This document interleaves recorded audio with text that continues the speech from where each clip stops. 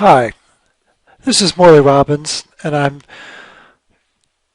talking through the presentation that I just gave this past weekend at the Health Freedom Expo in Los Angeles on March 3rd of 2012, and it's entitled Misled and Misfed, What They Don't Want You to Know About Magnesium. I think Linus Pauling said it best when he said that you can trace every ailment, every sickness, and every disease to a mineral deficiency. You might note that either he was very lucky or very smart. The fact that he has two unshared Nobels leads me to believe that maybe it's more the latter. So who am I? Well, I'm a former hospital exec who's seen the light. I've become a health czar. And as you might expect, I have some very strong opinions about what it takes to get and stay healthy. I'm a late-in-life athlete. I've had the opportunity to complete several marathons, and I've also completed an Olympic distance triathlon. But I didn't start until I was 50 years old. So for those of you in the audience who are contemplating those life goals, get started early. It's a lot easier when you're much younger. I've also had the opportunity of parachuting from 3 miles up. I'll tell you, it's a great way to clear your cobwebs. And probably more than anything else, I delight in separating fact from fiction, particularly as it relates to history and nutrition.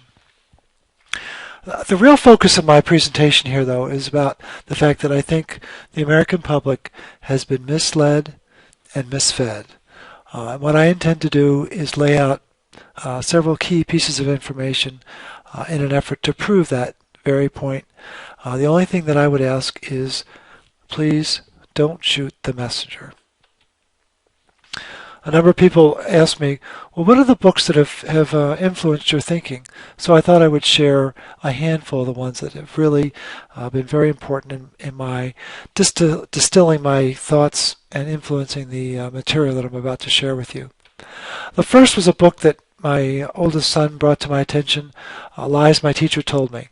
It's an outstanding book. I would encourage everyone to read it, but I think it's very unsettling when you find out the real history of our nation, particularly the fact that something as significant as that Woodrow Wilson, in addition to being a great president, was also a white supremacist. A wonderful book by Ellen Langer, who is a social psychologist at Harvard, is entitled Counterclockwise. And what you learn in that book is that, in fact, aging is a social phenomenon as much as it is a biological process. Gary Taubes, one of the great science writers of our time, wrote a phenomenal book entitled Good Calories, Bad Calories. And it turns out that our entire heart-healthy diet is completely backwards because we have been trained and educated to believe that, in fact, the butter in that picture is the bad calorie and that the toast is the good calorie, when, in fact, it's just the opposite. Many of you may not be familiar with Weston A. Price, but he was a famous dentist back at the turn of the century. And during the 1920s and 30s, he and his wife traveled the globe for 20 years looking for communities of people who had perfect teeth and therefore perfect health.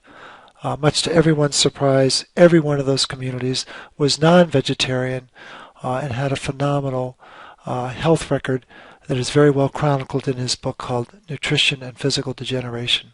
I would highly recommend it. And then finally, Mildred Seelig was probably the greatest proponent of magnesium on the world up until her death in 2005.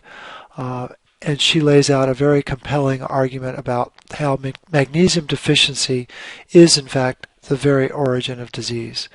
I've had the opportunity of reading many books now on magnesium. I've also read close to 300 scientific articles, but these 5 books in particular did a lot to shape my thinking about what's happened to dietary policy in the United States. I want you to think of me as Toto. For those of you who have seen the movie The Wizard of Oz, you remember that very poignant scene when the little dog pulls back the green curtain only to reveal that the great and mighty Oz is in fact the snake oil salesman. And he says, "Pay no attention to the man behind the green curtain."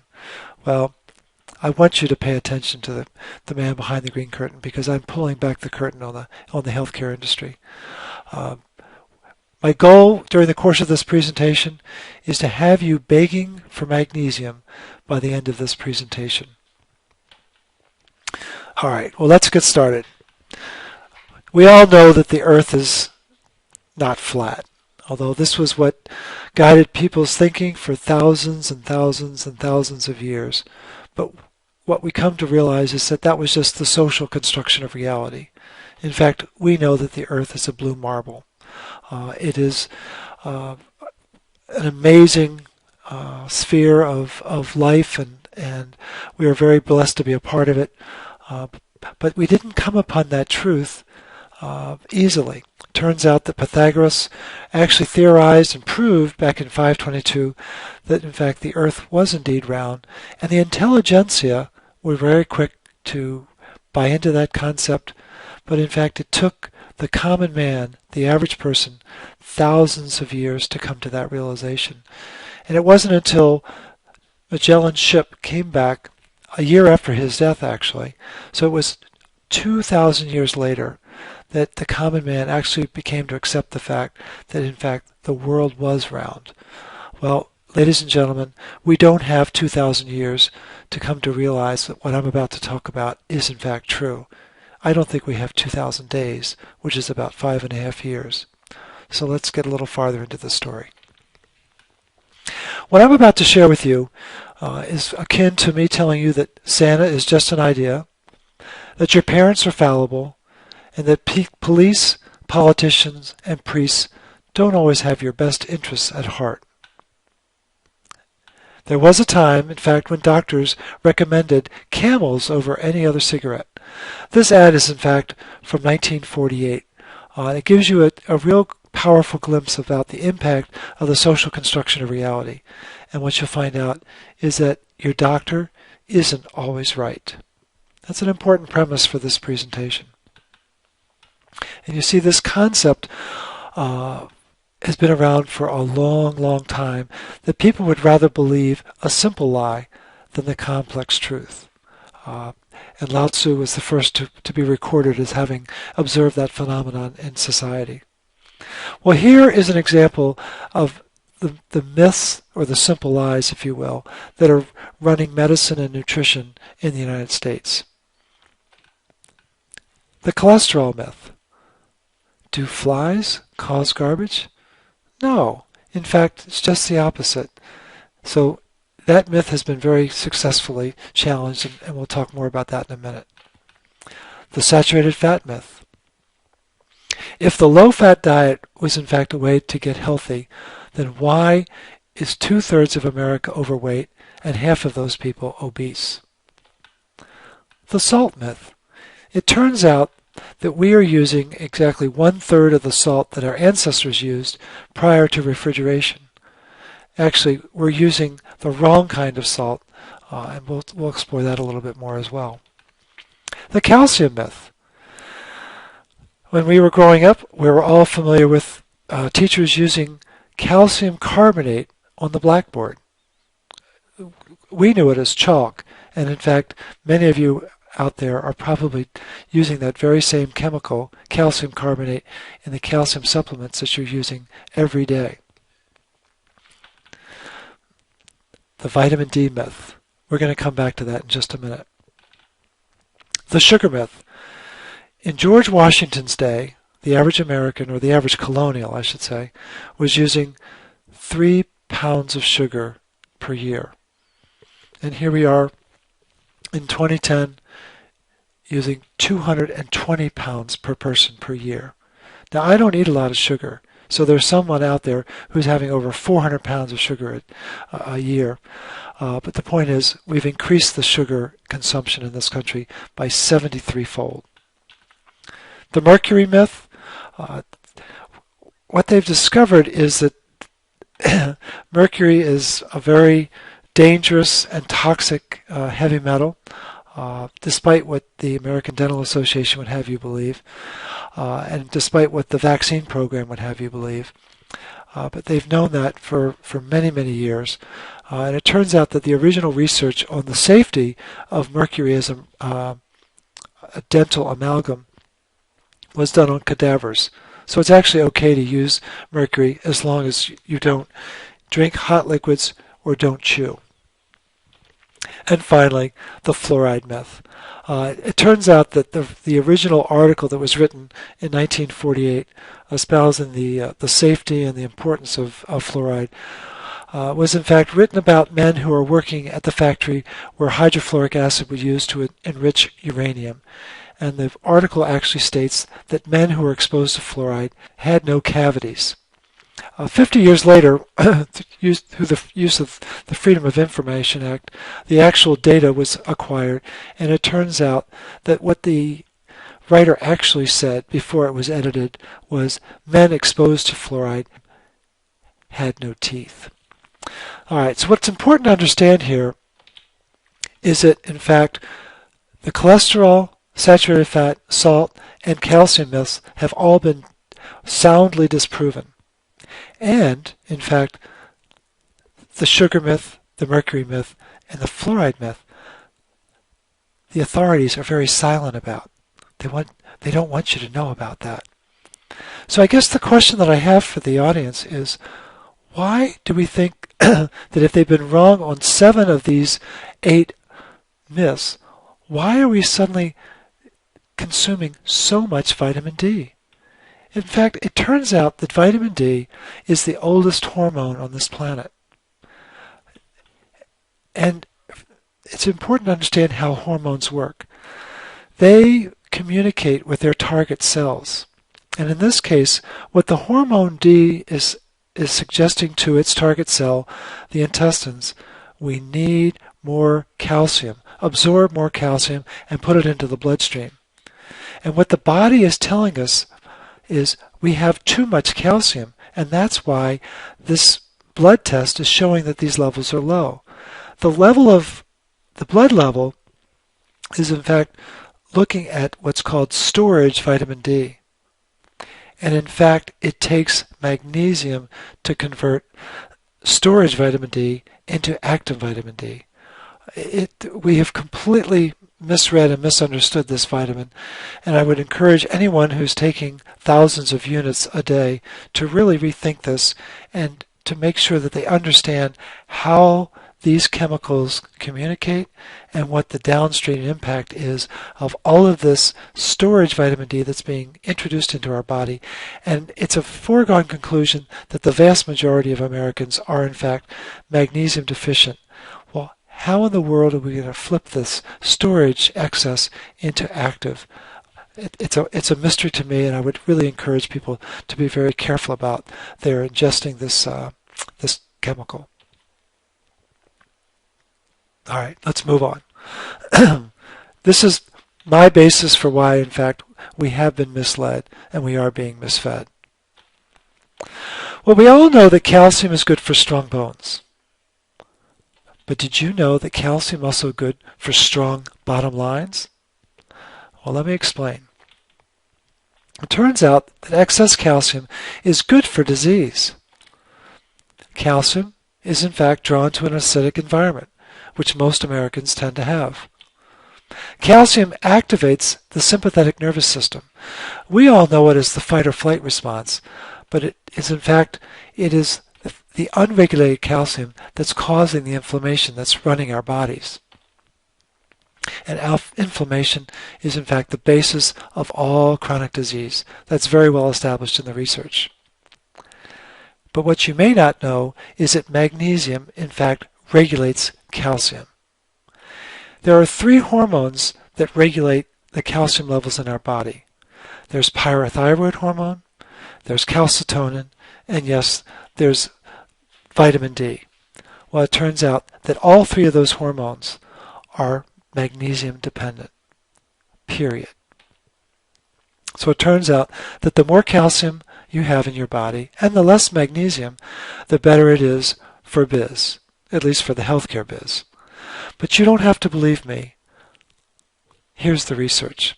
I'm very happy for you to have the time to go through this and read for yourself what some of these leading researchers have to say about the impact of excess calcium and what it does metabolically to our body and to the whole calcification process. One of my favorite articles that I've come across is this article that appeared just a few years ago, and it was in the Journal of the American College of Nutrition. And what they point out is what they call the potentially beneficial roles for calcium. It's a rather loaded word, potentially, but then they go on to lay out 11 different diseases that are, quote-unquote, potentially improved by the ingestion of calcium. Well, what I can assure you is that the research is showing just the opposite. That, in fact, breast cancer, colon cancer, and prostate cancer are now all recognized as being the byproduct of excess calcium to magnesium. The literature is so rich with indications that hypertension is in fact caused by excess calcium, particularly as it relates to the hardening of the arteries, and so on and so forth. But again, you don't have to believe me. Here's the citation. But what it's important for you to know is that there are in fact 222 references in this article. And I took the time to copy the entire article and then search for the word magnesium. You might be surprised to find out that it doesn't appear once in the article. What you may not be surprised to find out is that in fact this article was funded by the Dairy Council as well as the U.S. Department of Agriculture and the NIH. Well, we just can't seem to get enough. A rather graphic portrayal, but I think it gets the point across that in fact we are just over-consuming the calcium in this country. And I'm going to introduce an important concept called the Cal-Mag ratio. The calcium to magnesium ratio is very, very important in the disease process, and there are many leading researchers who have very well documented it. Andrea Rosenoff, Heikki Karppinen, Larry Resnick, amongst many. But this is a very important concept, and it turns out that our body is really designed to have a ratio of 1 to 1. And that's why carrots are such a vital part of our diet, because they have the right balance of calcium to magnesium. Well, it turns out as you get into it, when you begin to understand this ratio, you find out that there are certain food groups that really do violate this, particularly as it relates to this ratio. Now, dairy has a ratio of 7 parts calcium to 1 part magnesium. Yogurt is a little bit more refined. It's 11 parts calcium. Cheese, 26 parts calcium. Fortified OJ, 27 parts calcium to 1 part magnesium. And for those of you who are suffering from acid indigestion, or I would actually say it's alkaline indigestion, it turns out you're getting 300 parts calcium to 1 part magnesium. That's a rather significant amount of calcium to be introduced. What I should also point out is that this is based on pasteurized milk. I think the information would be a little bit different for real milk, but we're not going to get into that argument at this point. But it's important to understand that in a healthy cell, there needs to be a significant amount of magnesium, that when the calcium levels begin to rise, the cell becomes unhealthy. It's not able to generate the right kind of energy. The whole function of the cell begins to deteriorate, and the cell membrane becomes much more permeable to invasion. And that's where a lot of us run into problems with our health. Again, you don't have to believe me. There's some very compelling research out there that explains the importance of this dynamic, and I would encourage you to seek these out. And as I mentioned, Heikki Karppinen was a Finnish researcher back in the 70s, and he set out to look at the coronary heart disease, which is the CHD, and was very clear and was able to demonstrate that this disease process is in fact fueled by an excessive Cal-Mag ratio. He studied his country because it was in fact the epicenter for coronary heart disease, and in fact the little star over there on the right side of the country is North Karelia, which is a little community where they suffer mightily from coronary heart disease. And what he was able to establish was that, in fact, there is this very close relationship between calcium and magnesium and heart disease, something that we'll come back to in a minute. And then here's a very important study done by Andrea Rozanov looking at the actual intake through our food of calcium and magnesium. And what you get a sense here is just this growing consumption of calcium compared to the magnesium intake. And what's particularly striking about this study is that she's not accounting for the calcium supplements that so many people are taking. There has been this extraordinary increase in calcium consumption for both men and women, and it's just continuing to become a factor in our day-to-day lives, and I would strongly encourage you to be very careful about the proper balance of your intake. And so we have this concept of the calcium lie, and there's a physician in Anchorage, Alaska, and his name is Robert Thompson. And I think he's done an outstanding job in this book entitled The Calcium Lie.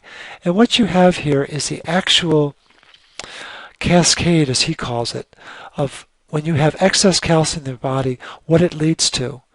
And it's a very humbling and profound list of imbalances that begin to result from this excess of unregulated calcium. And the only reason why it's unregulated is that there just isn't sufficient magnesium in our diet nor in our body in order to maintain a proper balance. And you can begin to get a sense of what this cascade is all about as you begin to study it.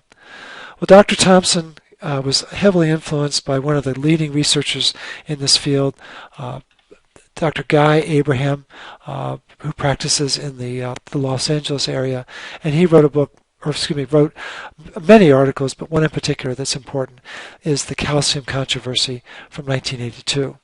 And in that article, he points out where the original breakthrough was in what was causing osteoporosis, not only in this country but in other parts of the world. And this was something that Dr. Dalderup from the Netherlands was able to identify, and he was the first to suggest that osteoporosis was in fact a magnesium deficient state as early as 1960. Again, we have been misled, and we have been misfed. And what has this excess calcium led to? It has led to a doubling of the diabetes rate during the last 25 years. This has resulted in a tripling of the the obesity rate has doubled, the diabetes rate has tripled, the hospitalization rate has increased fourfold. And despite what you may think has been happening to coronary heart disease, while deaths may be down, the rate of coronary heart disease continues to increase by 85% over the last 23 years. The last study that I did, it was a forecast done in 2008, was looking at where chronic disease was going to be going between 2010 to 2025. And it was such a striking increase that I realized I could no longer stay on the sidelines, and that's why I became a wellness coach. A rather significant rate of increase in chronic disease is going to take place over the next 10 to 15 years. So it turns out that calcium and magnesium are in fact antagonists. Who knew? We hear a lot about calcium, but very little is known about magnesium, at least in the public domain. The research, there are thousands and thousands and thousands of articles about this, but they apparently are very carefully guarded. And what it turns out, one of the most important sources, at least for me, was the book by Carolyn Dean called The Miracle of Magnesium. This was published in 2003. And this is the book that got me started, and I read it last July. And since last July, I've gone on to read 18 other books and 300 articles, just so I have a better understanding of what this vital nutrient is all about. And what I can assure you is that when it is missing from our diet and missing from our body, your world gets very flat and very hard.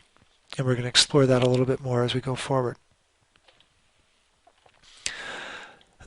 Now, we're all dealing with stress. Who isn't dealing with stress? Well, what we find out as you get into the literature is that there's a very close link between stress and disease. It's very well established. Probably the most compelling study of the link between stress and disease was by the Canadian endocrinologist Hans Selye. He wrote a book entitled Calciphylaxis. It's a mouthful, but it's a very powerful book, 500 pages long, that outlines the impact of stress and what it does across broad spectrums of animals, including humans, and what it does to our metabolism. It's a very graphic book, and it's not for the faint of heart, but it certainly lays out what the dynamic is that we're talking about.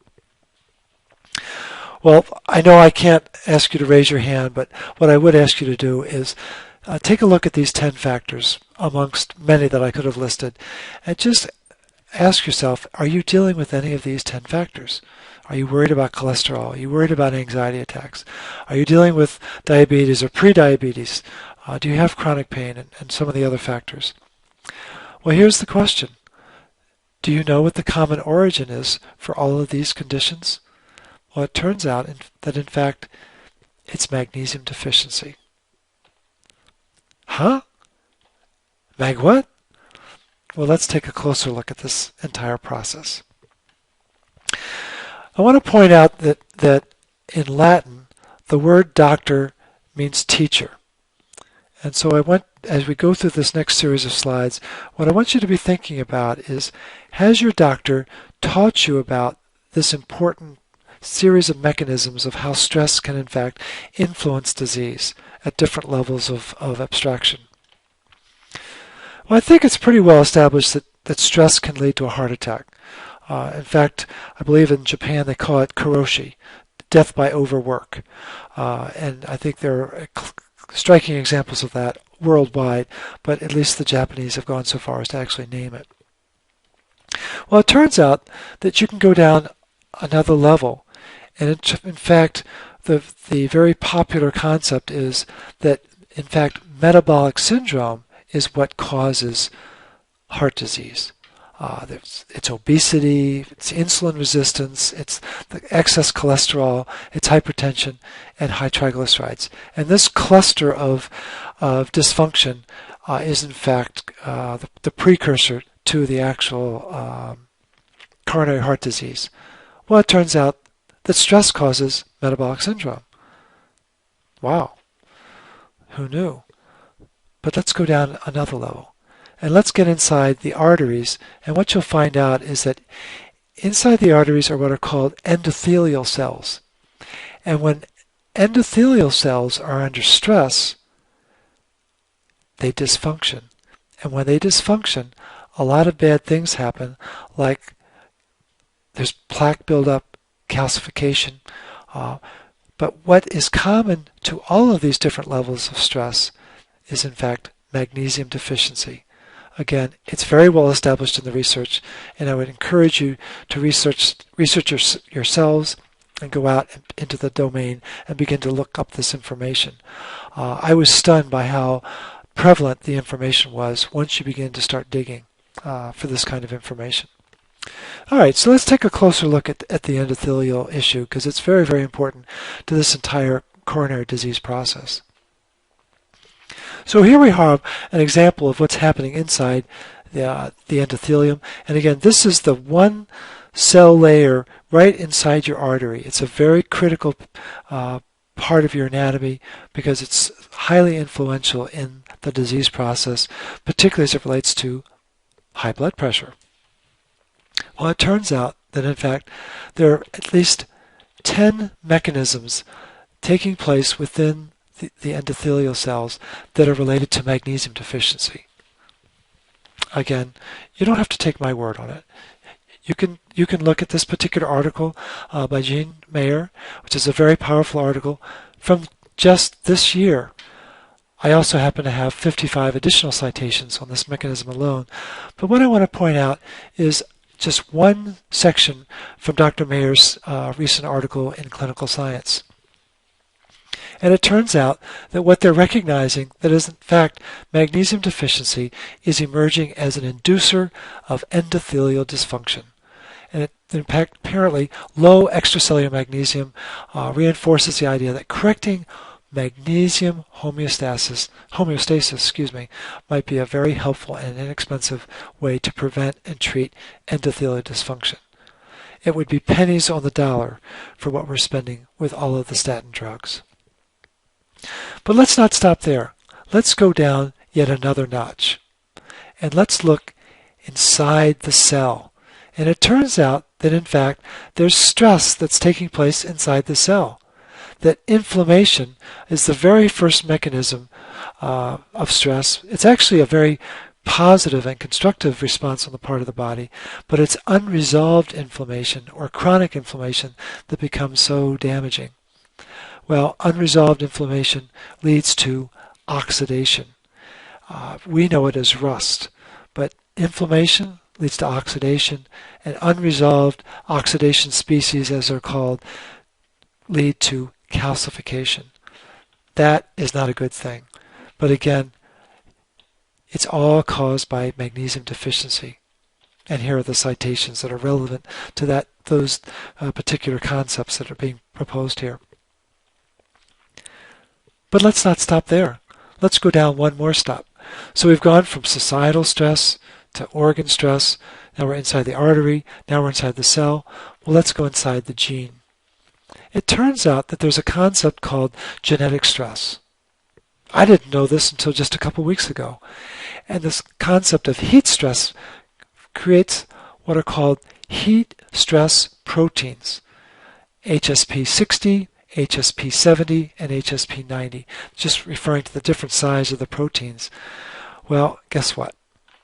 They too are caused by magnesium deficiency. Again, very well established in the research, but it's something that we're not aware of. Our doctors haven't taken the time to bring this to our attention. All they tend to focus on is cholesterol, when it's a whole lot more complicated. And in fact, it's actually a whole lot more simple than that. And it turns out that magnesium is a key factor in this whole process. Or magnesium deficiency is a key factor in this whole process. But once you learn the entire mechanism, you can in fact apply it to every organ system in your body. Because it turns out that this oxidative stress affects not just the heart, it affects the brain, it affects joints, the kidney, blood vessels, multiple organs. And it would just encourage you to look at all the different conditions that are significantly influenced and lead to or the result of oxidative stress.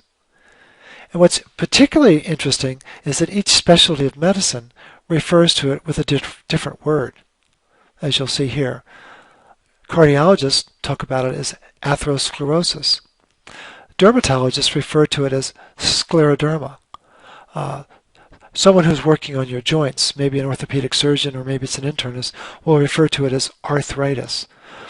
A neurologist is going to refer to it as multiple sclerosis, when in fact it turns out that all of these different mechanisms all are the result of the same metabolic process of calcification.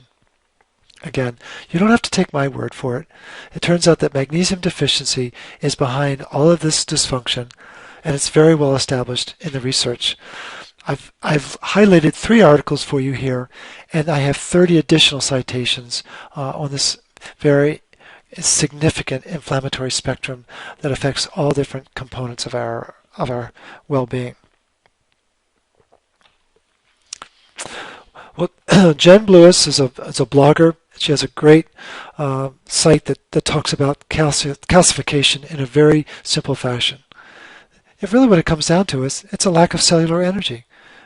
She couldn't have said it more beautifully, and it's just so powerfully, because the problem arises when there isn't enough magnesium and potassium to exchange for the increased rise in calcium and sodium.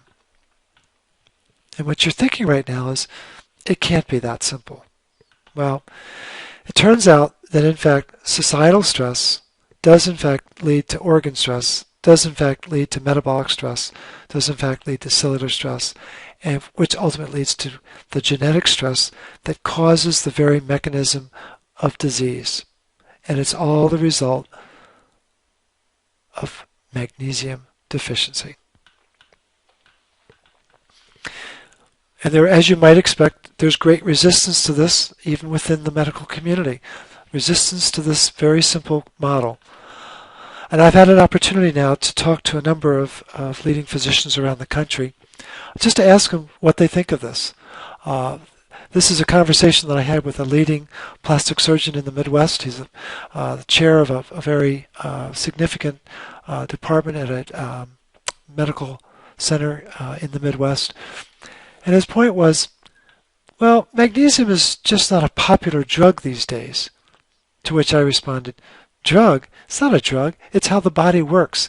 It, in fact, activates 350 mechanisms, which is 80% of your metabolism. I happened to talk with an internist in the New Orleans area, and he said, magnesium? Oh, that's just voodoo medicine. Another physician that I happened to encounter out on the East Coast, well, I practice evidence-based medicine, not folk medicine.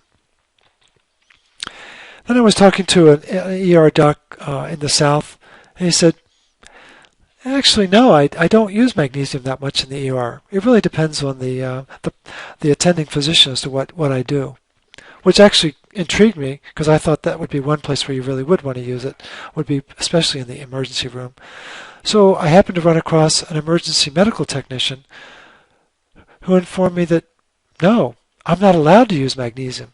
In fact, I have a very specific checklist that I'm to work from, and if it's a checklist of 10 items, magnesium would be 11th on that list.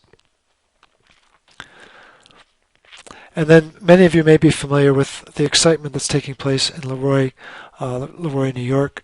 And when I had an opportunity to talk to one of the leading physicians involved in that situation, his comeback when I asked about what he knew about magnesium deficiency as it related to the condition that these people were suffering from, he said, "What do you mean, magnesium deficiency?" What I want to stress is that magnesium is a food. It is not a drug. This was a statement that was coined by Professor Pierre Delbé, who was a practicing physician in France during the First World War. It is so central to our body's function, and I really would encourage you to be very mindful of its role, and we'll talk a little bit more about ways in which we can restore its status in our bodies. But don't be misled into thinking that it's a drug. It is, in fact, a vital part of our food, and we need to preserve that component wherever we can. So my summation, as I look at all of these different levels of stress, and that they are, in fact, a result of magnesium deficiency, that in fact what has happened is that medicine as we know it today is a sophisticated, complicated, intimidating elephant skin over a magnesium deficient mouse. And you can quote me on that. After working in the industry for 32 years, I'm very surprised by the level of, I guess, discretion that's used about sharing this information with the public and with the patients. And just like the elephants are scared of mice, I think in many respects the medical profession, the allopathic physicians, are terrified of magnesium because of its wide-ranging impact on the body. It involves so many different facets of our metabolism, and it's a very powerful mineral despite its size. Well, as Winston Churchill so eloquently said, men occasionally stumble over the truth, but most of them pick themselves up and hurry off as if nothing happened. He's also quoted as of having said that a lie can get halfway around the world before the truth has a chance to put its pants on. Either quote, I think, applies, but the point is, this is in fact the truth of what's causing so much disease in this country. And I think it's important for you to take the time to begin to absorb what its significance is to you in your day-to-day life. So let me approach it from a slightly different angle. You may be familiar with the concept called the autonomic nervous system. Uh, There's a central nervous system, which we are all very familiar with, but running alongside the central nervous system is something called the autonomic nervous system, or what I call the always-on system. It's a very powerful part of our anatomy, and it's really what runs our body to an extraordinary extent. But there are two facets to the autonomic nervous system, and I apologize for getting technical, but this is very, very important to understand that in fact the electrolytes, magnesium, calcium, sodium, and potassium, and Mg is magnesium, Ca is calcium, Na is sodium, that's Latin, is nadium, and K is cadmium for calcium, or for potassium, that these four electrolytes in fact run the always-on system, and that there are some that run the parasympathetic and some that run the sympathetic nervous system. The sympathetic nervous system, as I mentioned earlier in the presentation, is what really runs the fight or flight response. So that when you are feeling like you're being attacked by a tiger, or there's this incredible deadline that you have to meet, or you're worried about being able to pay bills, that pressure that you feel inside your body is in fact it's the sympathetic nervous system or the fight or flight system that is driving you to that sense of tension. Well, there's the other side of the autonomic nervous system called the parasympathetic system, and that's the rest and recovery branch. In fact, we're designed to be about 10% sympathetic and about 90% parasympathetic. But in fact, what's happened in modern day America, and maybe very much throughout the world, is we've become very much in sympathetic overdrive. It rules our world, and it has a decided impact on our disease state. So it turns out that these electrolytes are very much influenced by the food we eat. And the other important thing to understand is that magnesium is a critical regulator of the other three electrolytes. As I mentioned earlier, it in fact regulates the hormones that control the levels of calcium, but magnesium activates the sodium-potassium pump. It's what enables that pump to work. And again, at the risk of getting too technical, just know that magnesium is a key regulator of the other three electrolytes. Let's take a look at the impact of diet. It turns out that if you look at the ancestral diet, again, the diet that was studied by Dr. Weston A. Price, that diet is very rich in magnesium and potassium, Mg being for magnesium and potassium being the K. Well, in fact, the potassium is what activates the parasympathetic nervous system, and magnesium, in fact, inhibits the sympathetic nervous system. And it does it very well. And what you find in the ancestral diet is rich sources based on bone broths and vegetables, particularly root vegetables, and rich sources of these two key minerals that are so important for activating the parasympathetic and quieting down the sympathetic nervous system. But in fact, what's happened to our diet, and so then the parasympathetic system is on, but what has happened is we are captives of what is known as the SAD diet, the standard American diet, which are heavily predominated by sources of calcium and sodium. Well, it turns out that calcium turns on the sympathetic nervous system, and sodium, in fact, inhibits the parasympathetic. And when you look at the standard American diet now, we have this overwhelming amount of calcium, which is activating the sympathetic nervous system and is causing the inflammation that is leading to the disease. Again, something that we're not taught, and it's so important to our overall health and vitality. So why is magnesium so important? Well, it's a key component of energy, and it's also a very key component of enzymes.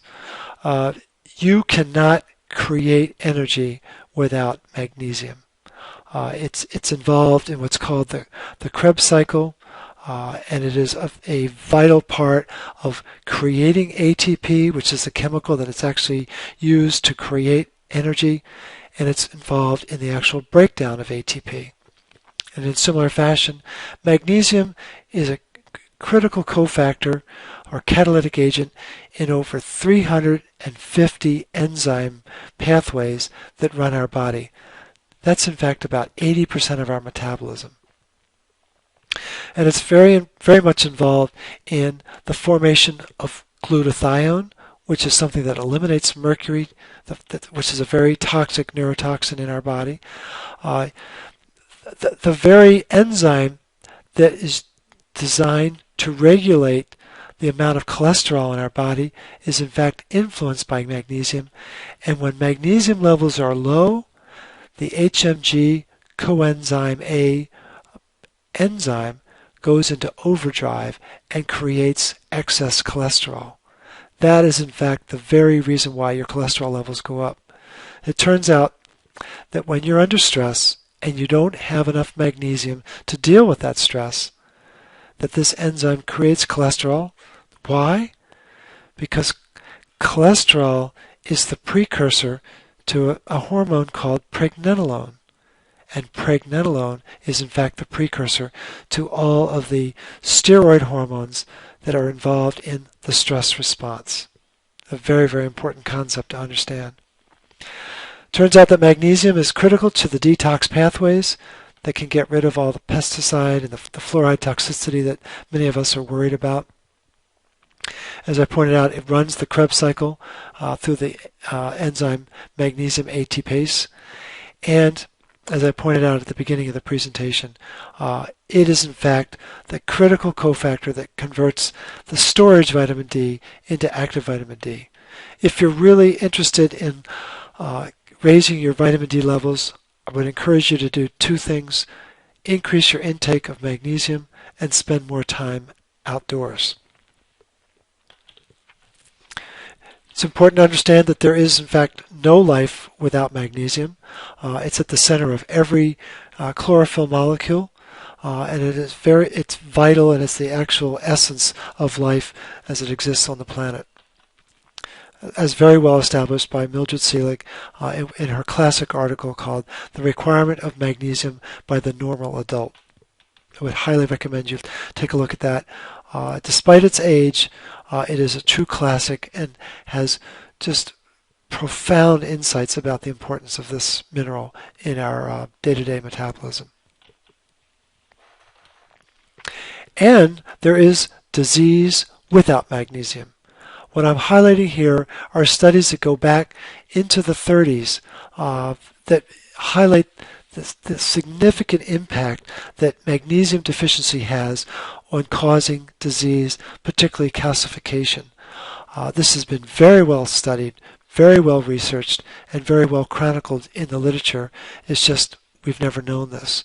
Again, Mildred Seelig is a rich source for this information, particularly as it's laid out in her book, The Pathophysiology of Magnesium Deficiency. What I should also point out is that the earliest article that I could find about the calcium to magnesium ratio was from 1922, where they purposely increased the calcium intake and pulled back on the magnesium intake, and lo and behold, they caused depression in people with that experiment from the 1920s. The intelligentsia have known about this for a long, long time, and it's time that the public have a better understanding of what's going on inside our bodies. So what happened? Well, it turns out that our ancestors lived in what's called a very magnesium-rich environment, but it was also very calcium-poor. Going back millions of years, this idea that man existed in this very rich environment of magnesium is very important to understand. And the way the body is designed, it turns out that we are constructed in a way that the body holds on to calcium very tightly, and that's why there are, in fact, 3 hormones to preserve it. But we're also designed to let go of magnesium at the slightest provocation, in large part because the body knew that there was always going to be magnesium-rich water, magnesium-rich food, and magnesium-rich sea vegetables in order and sea animals to feed from. Well, and it is theorized that our ancestors ate as much as 1,500 milligrams of magnesium per day. Obviously, they were much more active. They had a much different lifestyle, but there was a very different environment that they grew up in. And today, what is our environment? Well, it's very, very different. We, in fact, live in what I would call a calcium tsunami. There's an overwhelming amount of calcium. It's a magnesium desert. And at best, Americans are getting about 300 milligrams of magnesium per day. It's simply not enough to run our bodies, and it is taking a metabolic toll on Americans all across the country. So it's important to understand how Maggie gets drained. In one word, it's stress. And it comes in many different forms, as you can see as I move my way around this wheel. And this is very well established in the research. There are other factors that I could have included. I could have highlighted the impact that microwave technology has, particularly as it relates to cell phones. They are, in fact, mini microwaves. But the greatest source of stress in our lives is, in fact, the mental and emotional stress that we're engaged in daily. It's our negative thoughts, it's our worry, it's our fear, and it takes a tremendous toll on magnesium, or as I affectionately refer to it, as Maggie. And so what you're thinking is, well, if it's so dire, why hasn't so-and-so said something to me? Why haven't my friends and family? Well, actually, we're all waiting for Magellan's ship to come back. My trainer, well, they're too focused on calories in and calories out. A very outdated concept, but nonetheless, that's what their focus is. What about my grocer? Well, it turns out that the vast majority of the food that appears in store shelves are controlled by a handful of firms. My physician. Why hasn't my physician said something to me? At best, they get about an hour of nutrition during the course of all of their training, and at the present time, they're just too lost in their prescriptions and trying to diagnose and then write a prescription for what they think is the best course of action for you to take. But what about my public health department? Sorry, they're stuck in the germ theory. Just so you know, that was a concept that was developed by Louis Pasteur back in the 1860s. It's a concept that has outlasted its usefulness, if I may be so bold. What about my news station? Well, they're not about to bite the hand that feeds them. And it turns out that they are very dependent on advertising from food companies as well as pharmaceutical companies. And what about my government? Well, it turns out that calcium is just too good for the GNP. When you step back from it, it turns out that 40 cents on the dollar is tied up in doctors and hospitals, drugs, and toxic food that keeps us all in a suspended state of dis-ease. And it's just an enormous amount of our economy is wrapped up in that whole mechanism. And let me point out, you're probably thinking, well, this was a very interesting presentation on the mechanism of stress and how it affects coronary heart disease, but you haven't said one word about cholesterol. Well, let me introduce you to the guy who actually invented the whole concept that's called the diet heart hypothesis. His name was Ancel Keys, a famous physiologist from the 40s, 50s, and 60s, and maybe even beyond that time. But one of his great contributions was he was the individual who designed what became known as the K rations. That was the food that kept the troops alive during the Second World War. An enormous contribution to society, and he deserves tremendous recognition for that. But he felt very strongly about the fact that cholesterol was the principal cause of heart disease, And when he first proposed it, it was hotly debated in the cardiology community, and there was tremendous resistance to this concept. But he was a very influential man, and over time he won over and basically browbeat the entire cardiology research and medical community to see it his way. Well, in his later years, when he was in his late 80s, he wrote, or he was actually interviewed by the New York Times. And this interview coincided with the launch of statin drugs, particularly Lipitor, that was continues to be very, very successful.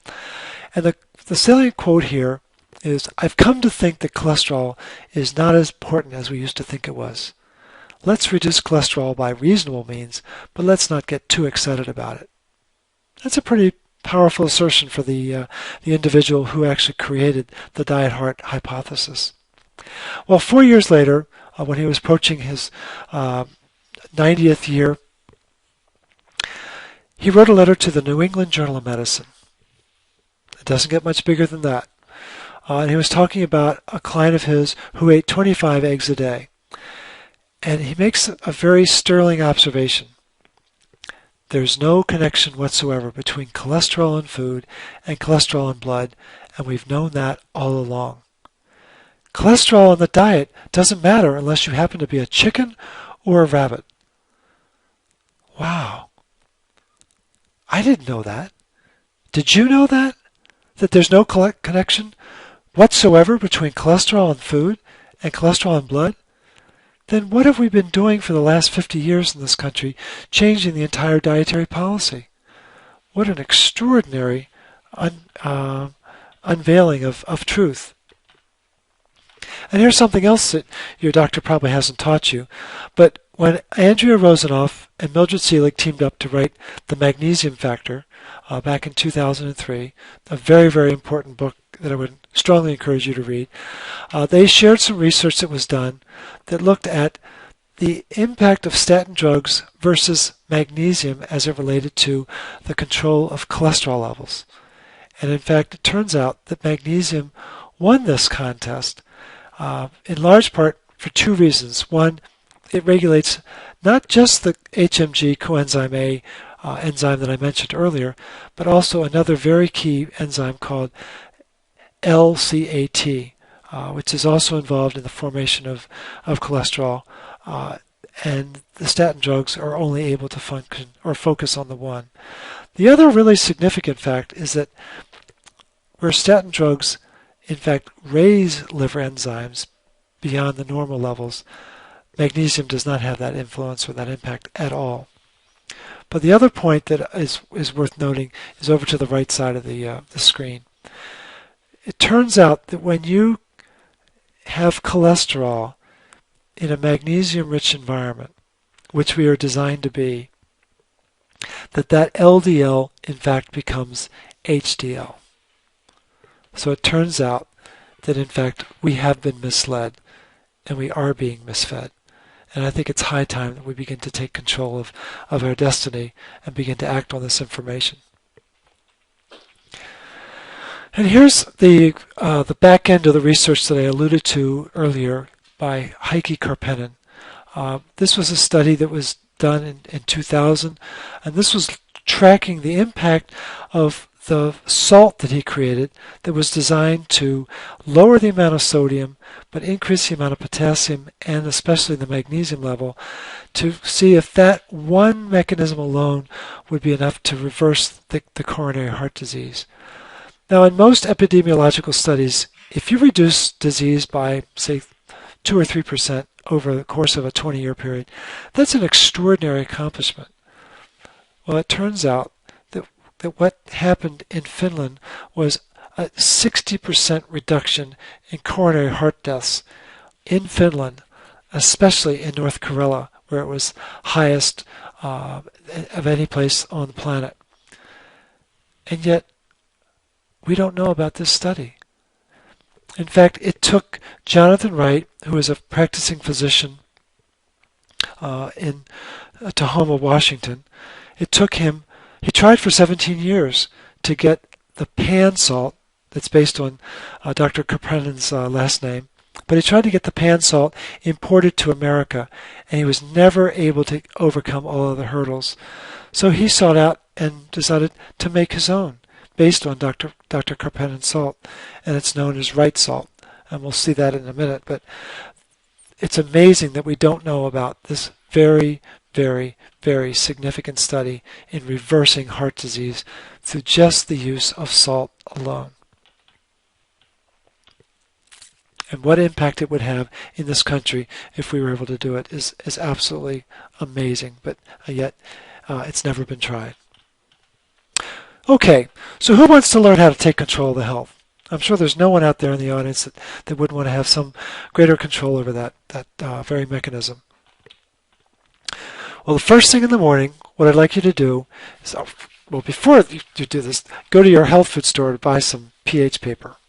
And then first thing in the morning, I want you to test your urine pH after you've been asleep for about 6 hours.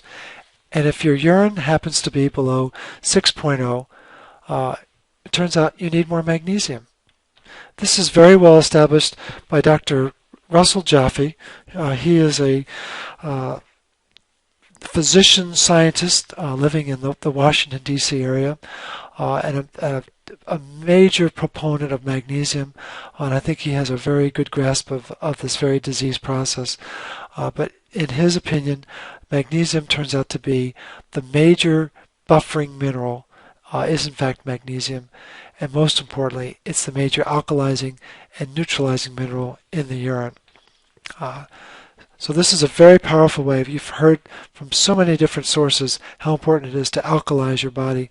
Well, this is a great way to do it, and there are many different ways that we can bring magnesium into the body, as we'll see in just a minute. That's it? That's all I've got to do? You mean, obviously, picking up on Dorothy and the Wizard of Oz, all I had to do was click my two heels together? I mean, all I have to do is do a urine pH every morning? Yeah, it turns out that it's that easy. Because when you begin to restore your magnesium level, the inflammation will go down. The stress that you've been dealing with will go down. Think of magnesium as the chill pill.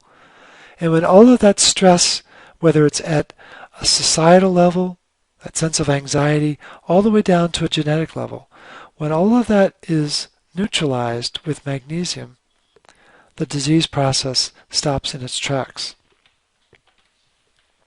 So here's a 5-step plan that I would encourage you to undertake.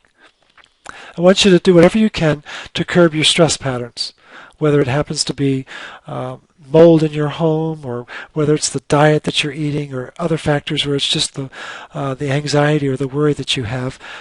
Begin to take steps to mitigate that. There are many different programs that you can use, but I would really ask you to look at that very closely and make sure you're taking the adequate steps to reverse that. Secondly, a lot of us are dealing with gut issues. We've been exposed to antibiotics. We've been exposed to challenging foods. And it's important to take the steps that are needed to really allow the body to have appropriate hydrochloric acid levels, but also have the proper gut health in order to absorb the nutrients, especially the nutrients that are in our diet. I would really encourage you to examine the importance of an ancestral diet. Please go to the westonaprice.org website.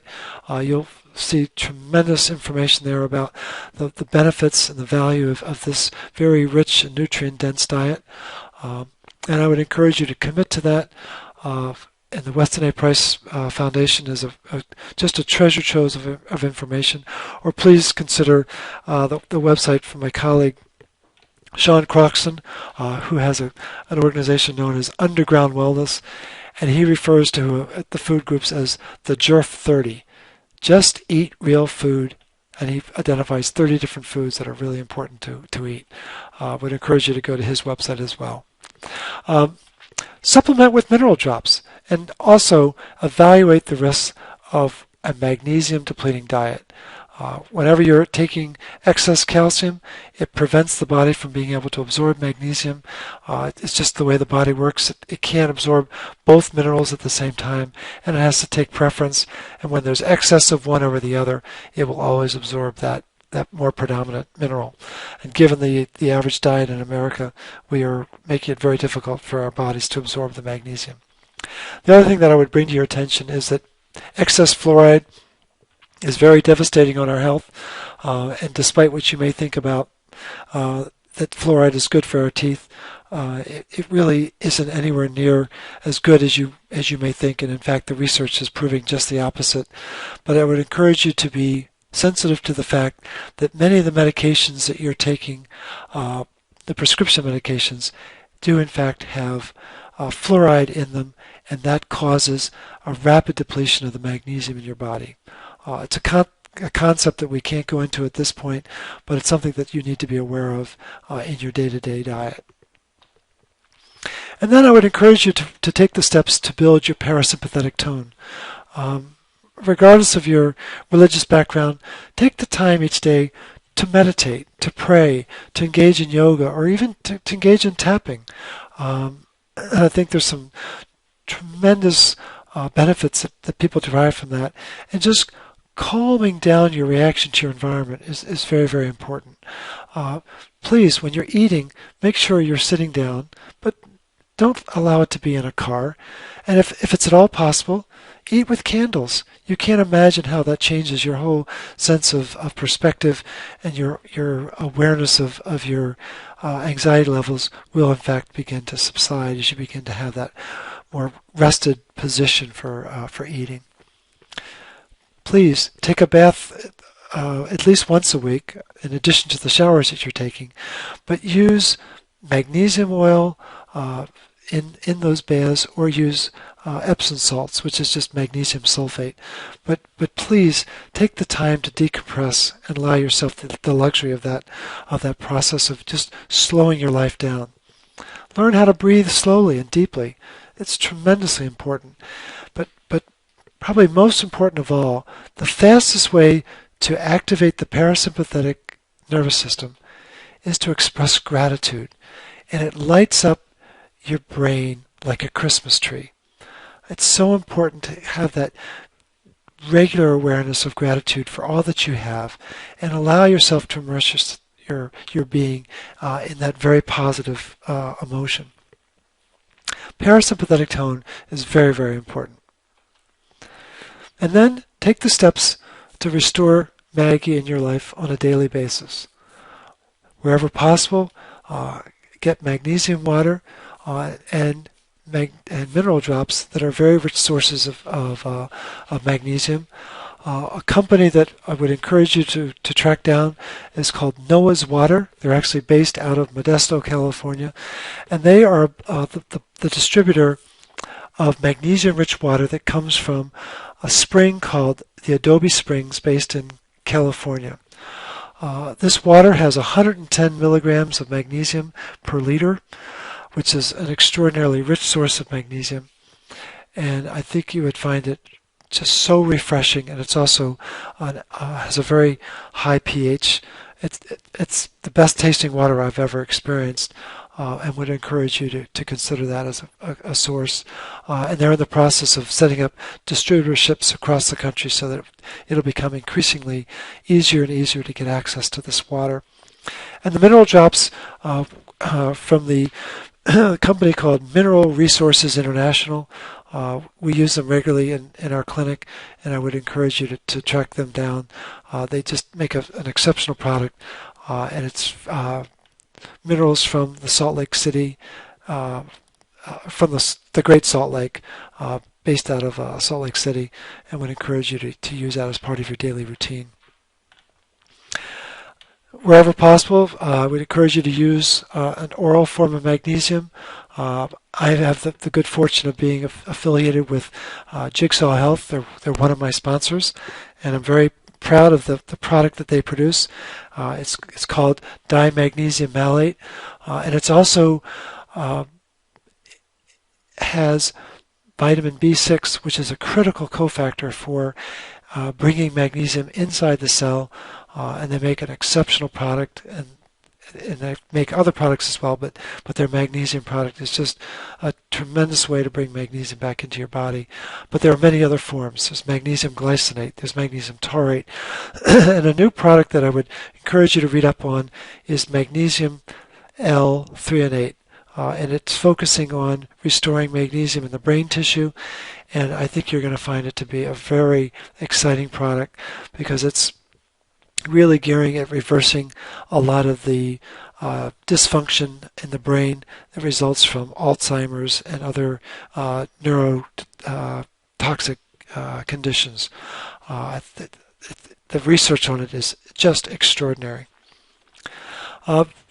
Consider using Right Salt. I mentioned it. It comes from Dr. Jonathan Wright at the Tahoma Clinic, and the website is the tahomadispensary.com. It's very low in sodium, with an increase in amounts of potassium and magnesium. And as I said, it's based on the pan salt. It will surprise you with how good it tastes, and it's just introducing you to these very important minerals that are so essential in our day-to-day lives. Of course, magnesium-rich foods, sea vegetables, particularly kelp, very, very important. Bone broth, as I mentioned. This is one of the most mineral-dense sources of food that you can find on the planet. And it takes time, but it's just so worth the effort of allowing your body to get the full benefit of the rich mineral sources that are available in these bones. Almonds and cashews and pistachios, along with pumpkin seeds. It turns out that any seed is a rich source of magnesium in all of its forms, and spices are another source of magnesium. And there are other sources like oysters and other forms of seafood. But buckwheat and millet and maize are also very rich in magnesium, as are beet and collard greens and other leafy greens, as you would expect because of the chlorophyll. It's a very, very important source of magnesium. And finally, I would encourage you to use a transdermal form. Magnesium chloride, which is basically dehydrated seawater, is just a very important source of magnesium. The magnesium chloride is the dehydrated seawater, and the magnesium sulfate, we know it as Epsom salts. A great source for this, though, is healthandwisdom.com. They make a source of their magnesium chloride is, again, from the Great Salt Lake. It's a wonderful product. I would encourage you to look into that. So that gives you a real broad spectrum of steps that you can take to restore magnesium in your daily life. But I also want you to have some fun with your doctor. And I want you to ask the following question. If there's a situation where you're faced with getting a prescription, I want you to ask the doctor, so how is this drug that you're about to prescribe going to reverse my obvious magnesium deficiency?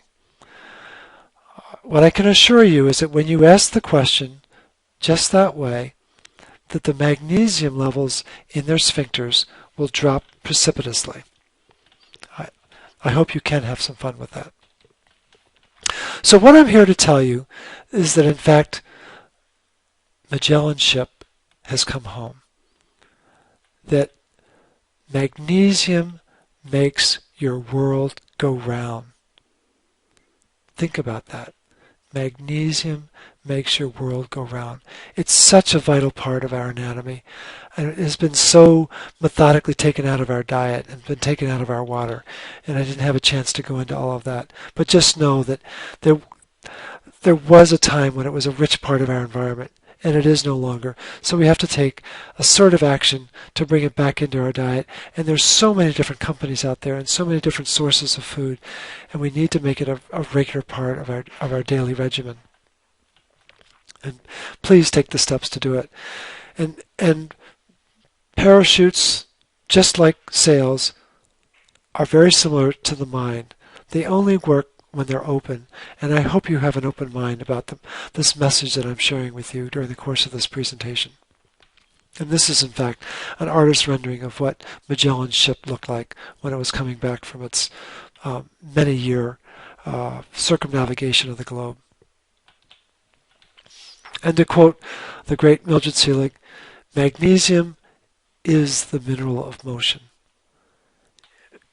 Anytime you're thinking about the fact that you don't feel right, that things are just not flowing for you, that your heart's not pumping the way you think it should be, or if you've got so many of the different symptoms that are out there of magnesium deficiency, just think about the fact of how effectively this mineral can shift that whole state of motion, that whole state of homeostasis. And please take the steps to go through that 5-step plan to restore magnesium in your life. We don't have an opportunity to see this video, but please go to the following website, www.magmg2move.com, and I think you will find it to be a very entertaining and very informative video about the value of magnesium and what it can do for you in your daily life. So I leave you with this last thought.